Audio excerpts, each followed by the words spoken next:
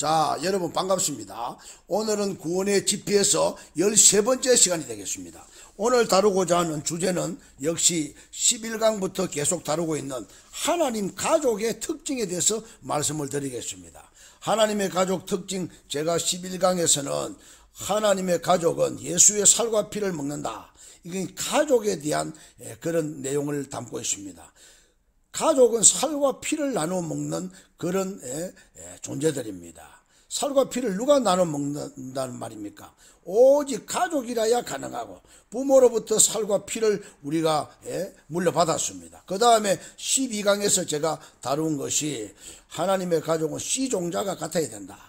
하나님의 씨, 십자가에서 뿌려진 예수 그리스도의 그 구원의 보혈, 그것을 성령이 지금 나눠주고 계신다. 그렇게 말씀을 드렸습니다. 오늘은 제13강 하나님의 가족은 무한대의 용서를 베풀고 용서를 받는 곳이다. 자, 교회가 오늘날 무한대의 용서와 무한대의 용서를 받고 또 베푸는 곳이라야 되는데 오늘날 교회들은 그렇지는 못한 것 같습니다. 조금만 저 형제가 내게 잘못하면 원수를 맺고 끝까지 서로 용서하지 아니하고 가는 것을 많이 볼 수 있습니다.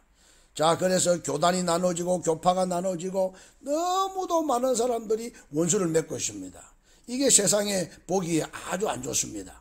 자, 우리는 오늘 하나님의 가족이라고 하면은 무한대의 용서를 받고 또 받았으니 또 무한대의 용서를 베풀어야 됩니다. 자, 이것이 오늘 우리 한국 교회의 참 진정한 모습이 되어야 되는데 과거에 그런 우리 선진들이 많이 있었습니다. 손양은 목사님 같은 경우에 자기 두 아들을 죽인 그런 공산주의자를 참 용서를 해 주었습니다. 참 그런 분이 없죠. 무한대의 용서는 그리스도로만이 가능합니다. 예수님께서 우리의 죄와 허물을 다 용서해 주셨습니다. 자, 용서가 없는 곳에는 하나님의 능력이 없습니다. 십자가라고 하는 그 자체가 하나님이 우리의 죄와 허물을 용서해 주는 상징입니다. 그렇지 않습니까? 중보의 그 모든 능력이 십자가의 그 표식으로서 되는 것입니다.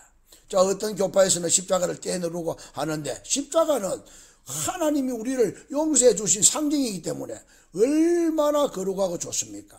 고린도전서 1장 18절에 보니까 십자가의 도가 멸망하는 자들에게는 미련한 것이요 구원을 얻는 우리에게는 하나님의 능력이라. 다시 한 번 더 봅니다. 18절에 십자가의 도가 멸망하는 자들에게는 미련한 것이요, 십자가 곧 그 자체가 미련하게 보입니다. 구원을 못 받는 자들에게는. 그러나 구원을 얻는 우리에게는 하나님의 능력이라 했습니다. 자, 십자가의 가장 중요한 내용은 용서입니다. 용서. 그 용서가 없으면 하나님의 능력을 소유할 수 없습니다. 오늘 여러분과 제가 하나님의 능력을 소유하기를 원하면은 용서를 할 줄 아는 법을 배워야 됩니다. 십자가의 도의 근본을 가져야 됩니다. 용서할 줄 아는 사람만이 하나님의 능력을 소유자입니다. 뭐 내가 기도를 많이 했다, 내가 능력이 있다, 아무리 외쳐도 십자가의 도에 그 흐르고 있는 하나님의 그 용서를 자기가 가지지 못하면 하나님의 능력은 없는 것입니다. 그 말씀 잘 기억하셔야 됩니다. 그런데 이제 베드로가 이 용서에 대해서 우리가 마태복음 18장에 보면은 베드로에게서 그 내용을 잘 알 수 있습니다. 베드로가 이제 예수님께 나와가지고 주여, 형제가 그 마태복음 18장 21절입니다. 주여, 형제가 내게 죄를 범하면 몇 번이나 용서하여 주리까? 7번까지 하오리까? 자, 7번 하면은 그 당시로 굉장합니다. 유대인으로서는. 그런데 예수님께서 말씀을 하십니다. 예수께서 가라사대 내게 이르노니 7번뿐 아니라 70번씩 7번이라도 할지니라. 자, 490번 하라 그 말이 아닙니다. 70번씩 7번 그 말이 아닙니다. 무한대로 용서해 주라.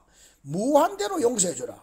자, 그래서 예수님께서 하나의 비유를 비유를 들어서 말씀하고 있습니다.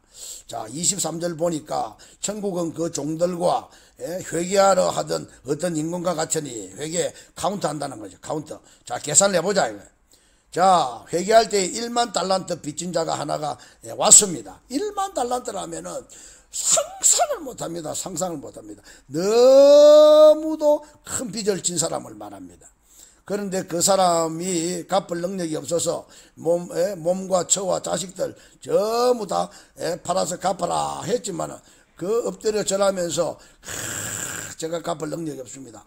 나를 불쌍히 여기소서 이렇게 말했습니다. 그때의 그 임금이 그 종의 모든 빚을 탕감해 주었다. 27절에 그래 나와 있습니다. 그런데 그 종이 나가서 자기는 1만 달란트를 탕감받고 자기에게 빚진 자 100데나리온 조만합니다. 우리 경상도 표현을 들면 꽁알만 합니다. 꽁알만 합니다. 지는 집채보다도 빌딩보다도 더 큰 죄를 용서받고 자기에게 빚진다는 100데나리온 동관 하나를 만나가지고 목을 잡고 막 빚을 갚아라. 그래 그 종이 그 동관이 내가 갚을 능력이 없습니다. 그렇게 이야기하니까 그냥 옥에 가두도록 했습니다. 이 소문이 이제 임금에게 들어갔습니다. 임금이 그 종을 불러다가 이놈아, 나는 니를 이렇게 탕감해 주었는데 니는 니 동관 하나를 그 용서 못하느냐. 그래서 그 주인이 그 임금이 노하여 그 빚을 다 갚도록 하고 그 옥졸들에게 붙여가지고 저놈을 깜빵히해라. 그래서 35절에 보면은 마태복음 18장 35절에 결론이 나와 있습니다. 너희가 각각 중심으로 형제를 용서치 아니하면 내 천부께서도 너희 죄를 너희를 이렇게 이와 같이 하리라. 35절 그렇게 말씀했습니다. 너희가 중심으로 형제를 용서치 아니하면 내 아버지께서도 너희에게 이와 같이 한다 했습니다. 자, 우리는 형제에게 용서를 베풀어야 됩니다. 자, 기독교의 가장 핵심인 십자가의 도가 용서의 종교입니다. 그런데 이 용서의 종교를 우리는 베풀지 않습니다. 부모와 자식이 이렇게 다투면은 그 자식들이, 자, 저도 아이를 키워봤습니다만, 아이들이요, 부모에게 애먹인다고 딱, 방문을 딱 닫고 들어가서 밥을 안 먹는다, 막 이렇게 땡깡을 부립니다. 그러면은 부모가 이길까요? 자식이 이길까요? 자식이 이깁니다. 왜냐? 부모는 져주는 것입니다. 하나님도 마찬가지입니다. 우리가 하나님 앞에 큰 용서를 받고 이랬지만 하나님께서는요, 우리가 탁 방문을 닫고 들어가 가지고 땡깡을 부리면은요, 저는 그것을 마태복음 6장에서 그렇게 늘 말합니다만, 너희가 마태복음 6장 6절에 보면 너희가 기도할 때에 골방에 들어가 문을 닫고 은밀한 중에 계신 내 아버지께 기도하라. 은밀한 중에 보시는 내 아버지께서 갚으시리라. 이거는 조금 이제 말씀이 빗나갔습니다만, 우리가 하나님께 그렇게 큰 용서를 받았지만 우리 자신들은 어떻습니까? 하나님 앞에 참으로 부끄럽습니다. 우리들은 그만한 용서를 베푸지를 못합니다. 이 구원의 주체는 누굽니까?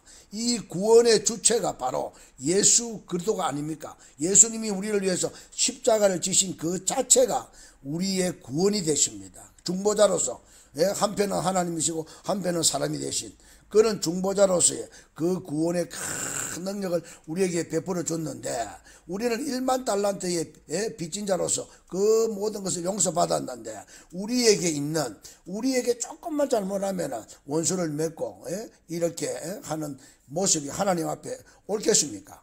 우리도 서로가 사랑하고 용서하고 용서를 베풀고 이렇게 해야 됩니다.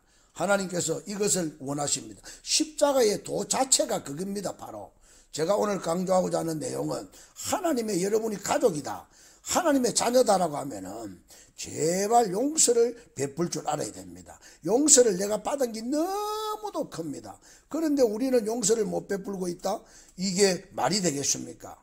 우리가 아무리 기도를 많이 하고 유창하게 하고 여러 가지 말씀을 전도하고 하더라도 내가 용서받은 것을 내가 용서를 베풀지 않으면 그게 무슨 소용이 있겠습니까? 오늘 여러분들이 하나님의 가족이라고 하면 반드시 용서받은 것에 감사해서 나도 형제에게 긍휼과 자비와 용서를 베풀 줄 아시기 바랍니다. 오늘 여기까지 하겠습니다. 감사합니다.